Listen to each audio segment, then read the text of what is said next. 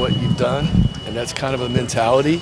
And so seeing our fans, though, at the end of the game as we were on the field, just looking up into the crowd was something I'll never forget. And I've been around IU a long, long time. Scott, one thing that amazed me is 5 years ago when Indiana lost to Tennessee in the Gator Bowl, it wasn't the loss, but it was, I remember distinctly 80% of that stadium was Tennessee orange. Today, 80% of the Rose Bowl was 80% Indiana without question, and I'm shocked, and I cover Indiana all the time.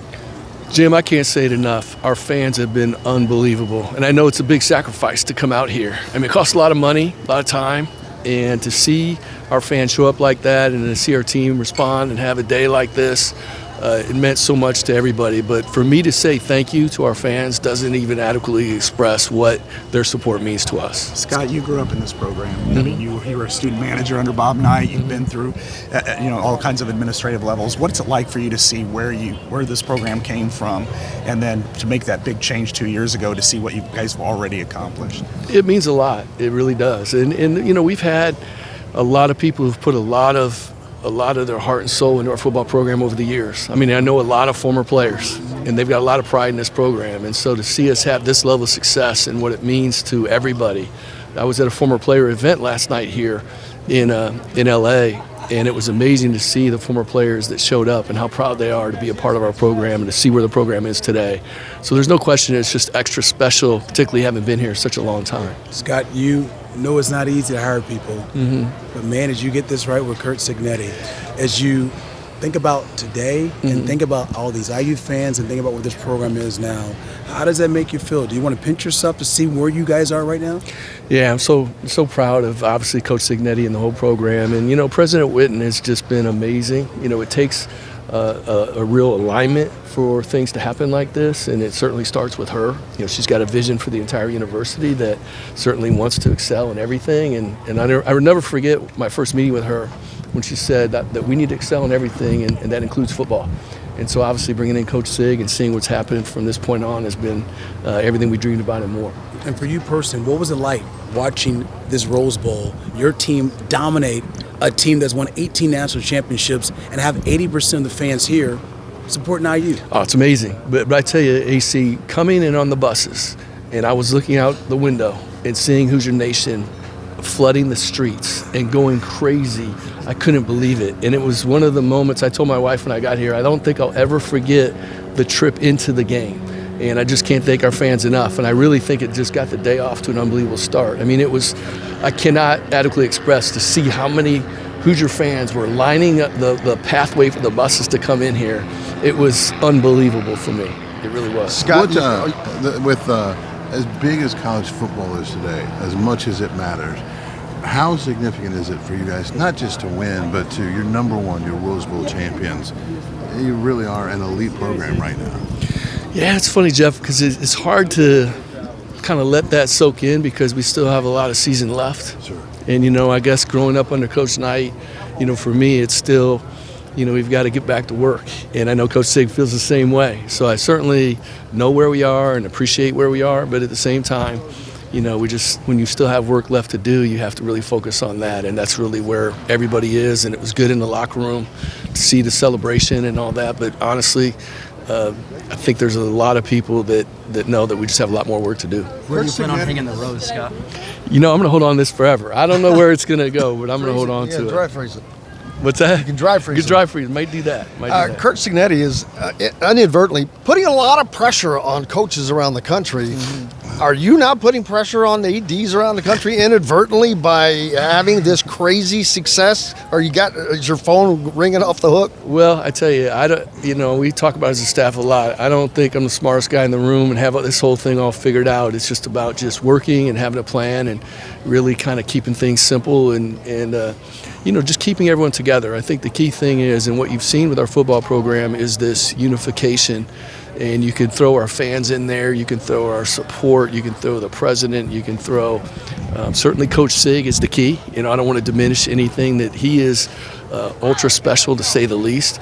But from our department standpoint, we just know we have a lot more work to do, and we focus on what's left to accomplish. Scott, you look at the this has been the mecca of the Big Ten for 100 years, and it in importance, maybe the Rose Bowl is kind of slipping, but the moment does it for the fans. I mean, of traditional Big Ten programs. What was it like for you? And I'm sure you've been here before, but to actually come in the Rose Bowl and see the Sea of Crimson that was mostly in your season? Yeah, it was super special. And I tell you, because also our Rose Bowl team from 1968, they're such a close-knit group, and they're around the program a lot. You know, they've given back to the program. They're a special group of people. And so to kind of spend a lot of my career hearing stories about the Rose Bowl, and then for us to actually be here, and we had several of the members of the team here to watch this. So for me, those are things I think about. And then for us to play so well and to really show what Indiana football is about really made it a super special day for everybody.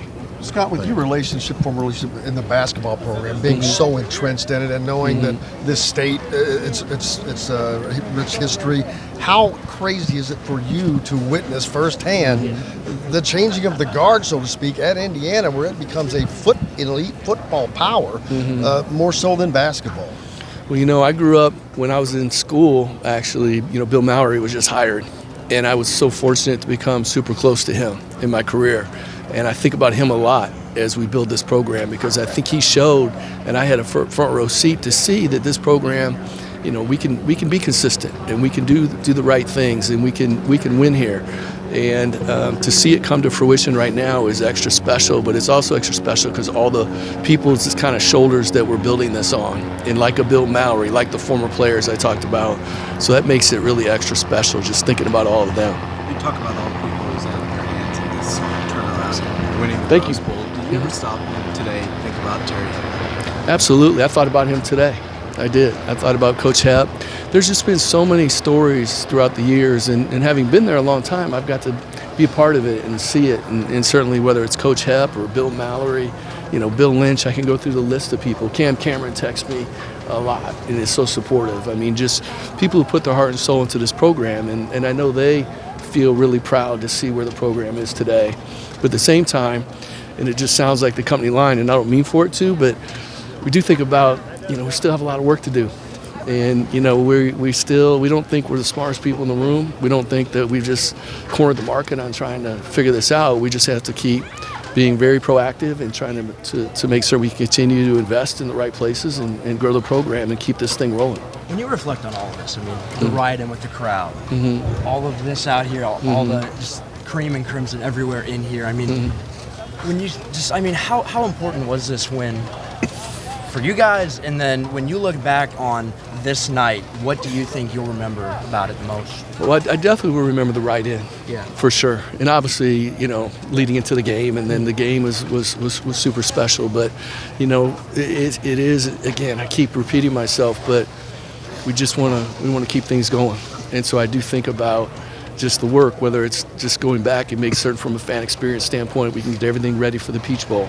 And I already talked to some of our staff about that, and whether it's tickets or fan accommodations, all those things. And I know Coach Siggs, you know, focus and turn on the page and get ready for the next game. And that's the beauty of this thing. It's awesome to win, and it's super special, but, you know, there's more to do, and we have to focus on that and just keep being who we are and just keep working hard. That's what it's all about. You were emotional last September in that corner. Yeah. And you thanking fans, all that stuff. Did you ever think that it would just a few months or 16 months later turn into this? It's hard. It's interesting you bring that up, because I do get emotional when it comes to our fans, because I know our fans have been through so much thick and thin with us. And when I get to see them enjoy this, it means a lot to me, and it does get emotional, to be honest with you. It's emotional to see people who, I saw so many people here who said they couldn't make it in 1968, but they were able to make it to this game, and they're so emotional about it. And the people, just like I said, they invest a lot in our university, and, you know, we don't take that for granted. It means a lot. So to see the return on the investment and to see that success and to see where we are right now means a lot. Thanks, Scott. Awesome. Thank you, guys.